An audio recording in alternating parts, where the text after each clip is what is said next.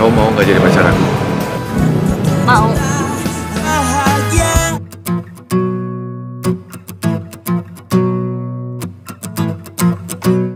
Cerita diawali dengan kita akan diperlihatkan kepada Lalita yang akan pergi ke Sting, karena Lalita bercita-cita ingin menjadi seorang artis terkenal, dan si Mami sangat mendukung dan berharap Lalita bisa mewujudkan impiannya menjadi seorang aktris top.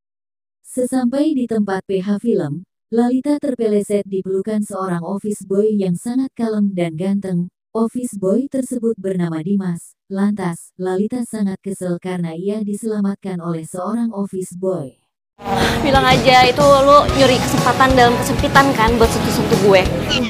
Kemudian di ruangan casting, Cynthia selaku saingan Lalita menunjukkan kebolehannya, dan hasil casting akan segera diumumkan besok harinya. Di saat mau keluar ruangan, Lalita kembali bertemu dengan Dimas, dan Dimas hampir menyiram Lalita pakai kopi panas. Keributan pun terjadi.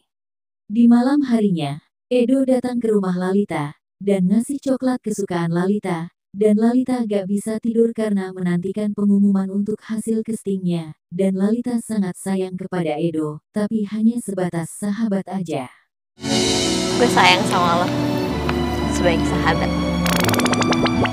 Kemudian Andre selaku produser film, menemui maminya Lalita, dan Andre sangat menyukai Lalita. Jikalau si Mami mau menjodohkan Lalita dan Andre, maka peran utama akan didapatkan oleh Lalita, dan si Mami menyetujui hal itu. Haduh, parah si Andre.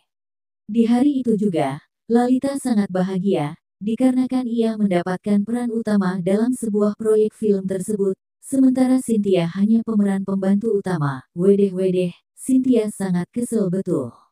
Karena sekarang ini gue pemenangnya, lo harus ngakuin kekalahan lo. Di saat Dimas ngasih es teh manis kepada Lalita, ternyata tehnya rasa garam, dan Lalita sangat kesel kepada Dimas, dan Andre selaku produser film langsung memecat Dimas, dan Bapak Syukur selaku pemilik PH film memaafkan Dimas, lain kali jangan diulangi lagi. Yang berhak mecat siapa? Kamu atau saya? Kali ini saya akan memaafkan ya. Di malam harinya, si Mami Lalita ditagih oleh rentenir, karena si Mami ngutang uang 200 juta, dan si Mami sangat pusing untuk membayarnya. Terpaksalah Lalita untuk berpikir gimana cara melunasi hutang tersebut. Kemudian kita akan diperlihatkan kepada Lalita dan Dimas sudah baikan, dikarenakan Dimas sudah bantuin Lalita untuk memperbaiki mobilnya di tengah jalan. Wedeh owalah. Karena lo sekarang udah bantuin gue maafin. Gue anggap. Di lain sisi, si Mami Lalita melunasi hutangnya kepada rentenir, karena si Mami mendapatkan uang dari Andre, si calon menantu Mami. Pinjemin sama temen Mami sayang. Ya, jadi kamu gak usah khawatir ya. Di saat Andre mengajak Lalita untuk makan malam, Andre dihampiri oleh seorang wanita yang mengaku sebagai pacar Andre, dan Lalita segera pergi, dan Andre pun mengejar Lalita. Dan terjadilah keributan di antara Andre dan sahabat Lalita yang bernama Edo, dan Dimas juga ada di sana, dan menahan Andre. Sementara itu, Cynthia merekam kejadian tersebut. Soal kejadian semalam, tersebar luas di media sosial, Lalita dan Andre jadi trending topik, dan Pak Syukur selaku pemilik PH film, sangat marah kepada Andre dan Lalita, dan Pak Syukur ngasih waktu 1 minggu untuk Lalita mencari orang yang menyebarluaskan video mereka itu. Saya akan buktiin semuanya. 1 minggu. Ujian rumah tangga pun terjadi lagi kepada Lalita, di mana malam-malam Andre datang ke rumah Lalita untuk nagih uangnya dikembalikan. Jikalau tidak, peran utama di proyek film akan ludes untuk Lalita. Si Dimas hanya melongo doang. Keesokannya, Dimas menemui Pak Syukur, dan ngasih bukti kejahatan dan penipuan Andre, dan Pak Syukur sangat berterima kasih kepada Dimas yang sudah menyusut tuntas tentang Andre. Ternyata, Dimas ini anaknya Pak Syukur, dan Pak Syukur ngasih hadiah kepada Dimas, bebas mau apa, akan tetapi, Dimas hanya mau Lalita tetap jadi pemeran utama di film tersebut. Kemudian kebusukan Andre akhirnya terbongkar juga oleh Pak Syukur dan juga Dimas. Dan Lalita sangat kaget ternyata, Dimas yang jadi office boy di kantor adalah anaknya Pak Syukur. Kedekatan di antara Lalita dan juga Dimas pun terjadi. Manuki alangan dari bukit Setelah itu, Andre masih berani untuk mendekati Lalita dan memfitnah Dimas yang membuat gosip waktu itu, dan Lalita sangat berpikir panjang, masa iya Dimas?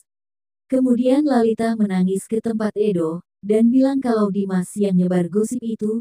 Tentu saja Edo tidak terima, dan langsung menghajar Dimas. Akan tetapi, Dimas membenarkan bahwa ia difitnah, dan Edo pun membantu Dimas untuk mencari buktinya. Ternyata, yang nyebarin gosip itu adalah Cynthia. Cynthia bekerja sama dengan Andre, dan Dimas pun mempergoki Cynthia dan Andre. Namun, Dimas masih kasih Cynthia kesempatan, tapi Cynthia harus jelasin semuanya kepada Lalita. Dan Cynthia segera menemui Lalita dan mengakui semua kesalahannya kepada Lalita. Hubungan mereka sudah membaik kembali. Gue maafin lo. Lagian kita ini kan lagi syuting bareng. Di akhir cerita, Lalita diprank oleh Betty. Betty bilang Dimas ke New York. Lalita sangat sedih dan mengejar Dimas. Ternyata, Dimas hanya pergi ke rumah saja untuk menjemput berkas. Dan inilah yang terjadi. Kamu mau nggak jadi pacar aku? Mau. Kemudian pesan yang dapat kita ambil adalah, jangan sesekali mempersulit seseorang untuk berkarya, karena sebuah karya yang murni akan terlihat indah, dibandingkan karya harus melakukan hal keji terlebih dahulu. Kami Susuka Story ID beserta tim direksi pamit undur diri. Semoga terhibur, dan sampai jumpa. Bye-bye.